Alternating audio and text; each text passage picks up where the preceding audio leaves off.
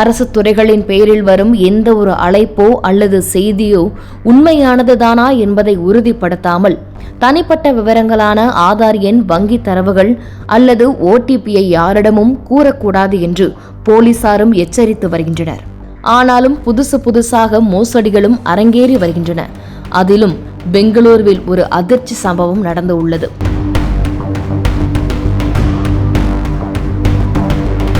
இப்போது புதிய அறிமுகம் ஆச்சி ஹோட்டல் சாம்பார் 50 கிராம் ரூபாய் 20 மட்டுமே. தங்கம் வீட்டில் வைத்தால்தான் பாதுகாப்பு இல்லை என்று பயந்து பலரும் வங்கிகளில் உள்ள லாக்கரில் வைப்பதற்காக தங்களின் மொத்த நகைகளையும் கொண்டு செல்கின்றனர். ஆனால் வங்கிகளிலேயோ அதைவிட மோசமான சம்பவமும் நடந்து கொண்டிருக்கிறது. அதற்கு ஒரு உதாரணம்தான் பெங்களூருவில் நடந்த இந்த ஒரு மோசமான சம்பவம். தற்போதைய டிஜிட்டல் உலகில் காவல்துறை பெயரிலேயே போலி கணக்குகளை உருவாக்கி அதன் மூலம் லோகோ மற்றும் அதிகாரப்பூர்வ பெயர்களை பயன்படுத்தி மக்களை ஏமாற்றும் கும்பல் அதிகரித்து உள்ளது. குறிப்பாக TN சைபர் கிரைம் ஆஃப் என்ற கணக்கு மட்டுமே அதிகாரப்பூர்வமானது என்பதை மக்கள் ஆழமாக புரிந்து கொள்ள வேண்டும்.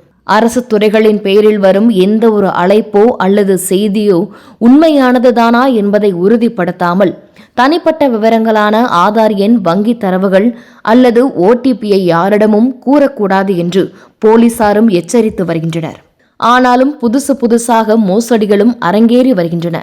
அதிலும் பெங்களூருவில் ஒரு அதிர்ச்சி சம்பவம் நடந்து உள்ளது. கிரிநகர் இந்தியன் வங்கி கிளையில் தங்க நகைகளை அடகு வைத்த வாடிக்கையாளர்கள் கடந்த மாதம் அதனை திரும்பப் பெறுவதற்கு வந்தனர். அப்போது வங்கியின் மேனேஜர் சம்பந்தப்பட்ட வாடிக்கையாளர்களின் தங்க நகைகளை தேடிய போது அவை காணாமல் போனது தெரிய வந்தது. லாக்கரில் 21 பாக்கெட்டுகளில் இருந்த 2780 கிராம் தங்க நகைகள் காணாமல் போனதை கண்டு திடுக்கிட்ட வங்கி மேனேஜர் உடனடியாக இது குறித்து வங்கி உயர் அதிகாரிகளிடம் புகார் செய்தார். இது தொடர்பான விசாரணை நடத்தப்பட்டதில் அந்த நகைகளை திருடியதே அந்த வங்கியின் பிரான்ச் மேனேஜர் கிரண்குமார் என்பது தெரிய வந்தது.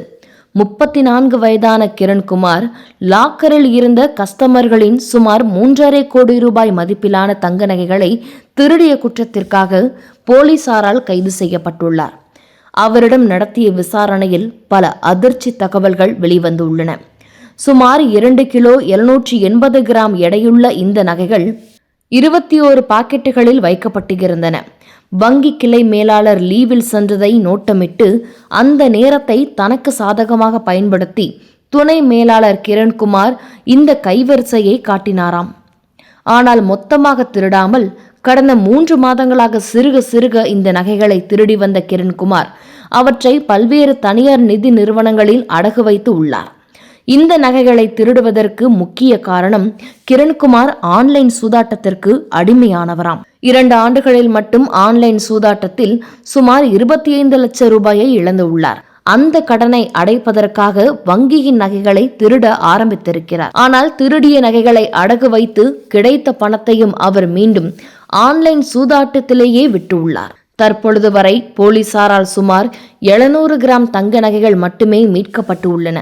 மீதமுள்ள நகைகள் அடகு வைக்கப்பட்ட நிதி நிறுவனங்கள் அவற்றை திருப்பித் தர மறுத்து வருவதால் போலீசார் நீதிமன்றத்தை நாட முடிவு செய்துள்ளனராம். ஒரு வங்கியின் உயர் அதிகாரியே தனது பொறுப்பை மறந்து சூதாட்ட போதையால் வாடிக்கையாளர்களின் சொத்தை திருடிய இந்த சம்பவம் வங்கி வாடிக்கையாளர்கள் மத்தியில் பெரும் அச்சத்தை உருவாக்கியுள்ளது. எல்லாரும் இருந்தாங்க. Like Prem Amaran sir was really funny. He's very funny on set also. Jay was there. So many people. It was like one boys group, going for a picnic. Really, it was like that. And doing ஒரு special சாங்குமே again டக்குன்னு யாரும் ஒத்துக்க மாட்டாங்க. Special song பண்ண போகிறோம் அப்படின்னு நிறைய விஷயங்கள் மைண்டில் ஓடிட்டுருக்கோம். பிகாஸ் அதுக்கப்புறம் அதே மாதிரி ரோல்ஸோ இல்லை அதே மாதிரி விஷயங்களே வர ஆரம்பிச்சிடும் அப்படின்னு சொல்லிட்டு. ஸோ நீங்கள் எப்படி அந்த சாங் அக்செப்ட் பண்ணீங்க? It was good. I did not... good thing I did not understand ரொம்ப Tamil. Okay. But it was okay. One passing song, and I'm happy that I sang and danced to it. And it was a versatile. Some people would say Aarti, then suddenly they started saying Soppana Sundari, then they started saying. So there are different. In my kitty there's different versatile roles. So Soppana Sundari கூப்பிட்டா உங்களுக்கு கோவம் வருமா? How do you react அந்த மாதிரி like அந்த song பார்த்துட்டு உங்களை recognise பண்ணி டக்குன்னு அந்த டைம்ல அப்படி கூப்பிட்டுருப்பாங்களே? It was initially a little like, okay, will I get typecasted அந்த மாதிரி இருந்தது. But it wasn't like I felt bad. A lot of people said you're looking nice, you dance well, so it was fine. அப்படியே கொஞ்சம் rewind பண்ணி உங்கள் first film அந்த பக்கம் போகணும் அப்படின்னு நினைக்கிறேன், வழக்கேன். ஸோ அந்த ஃபிலிம் வந்து இப்போவுமே வந்து டிவிலெலாம் போட்டாங்க அப்படின்னா ஃபுல்லாக அந்த படத்தை உட்காந்து பார்க்குற அளவுக்குக்கான ஒரு ஃபிலிம். அந்த படத்தை பார்த்து முடிக்கும் போது அழாமல் யாருமே அந்த படத்தை வந்து பார்த்து முடிச்சிருக்க முடியாது. So Balaji Sakthivel sir, working with him எப்படி இருந்துச்சு? Superb. Also very scary. And I did not know any acting. ABC கூட தெரியல acting பத்தி. And initially I had to play that role, one of the main characters. It was kind of scary. And also he was a perfectionist who expected a certain degree of acting. It's a very good thing. That's how I learned how to act. Yes, and congratulations. Thank you very ஒரு much. மிகப்பெரிய award, state award அப்படிங்கிறது ஒரு குப்பை கதை அந்த ஒரு ஃபிலிம்காக நிறைய அந்த படத்தை பற்றி பேசணும். But I think if I'm not wrong, இதுதான் உங்களோட first award. Yes.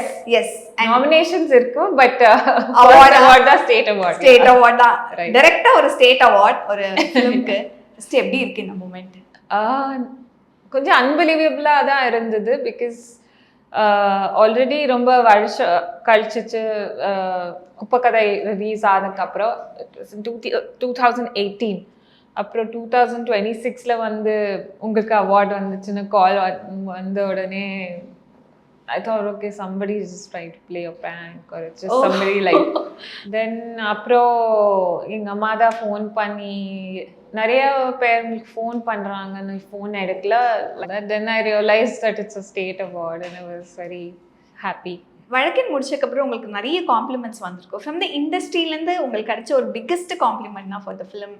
For the film whole and whole, I think Rajni sir really liked the film. I think in that time I remember that he was literally talking about how genuine and a good thing it was. And also, I think as a score, some very popular magazine had given 9 out of 10 or something like that. I don't remember the name. But அதுதான் ஒரு பெரிய விஷயம். இதுக்கு முன்னாடி வெறும் கமல் சாரோட படமுக்கு அந்த மாதிரி ரேட்டிங்ஸ் கிடச்சிதுன்னு நினைக்கிறேன். அதுக்கப்புறம் ஐ திங்க் அவர் film had got it. Next is Aadhalal Kadhal செய்வீர். அந்த படம் மாதிரியே இந்த படத்தோட கிளைமேக்ஸில் அந்த சாங் நீங்கள் கண்டிப்பாக நிறைய வாட்டி கேட்டிருப்பீங்க. யுவன் சங்கர் ராஜா சார் பாடியிருப்பார் அந்த ஒரு சாங். அந்த குழந்தை வச்சுட்டு எப்படி சொல்கிறது, கண்ணில் தண்ணி வந்துடும். அந்த அளவுக்கான ஒரு இமோஷ்னலான ஒரு கிளைமேக்ஸு எனக்கு நரேட் பண்ணும்போது I don't think the climax is finalized or they did not tell me. I don't think the climax is finalized. So they were just saying few climaxes might be part of this and the மாதிரி.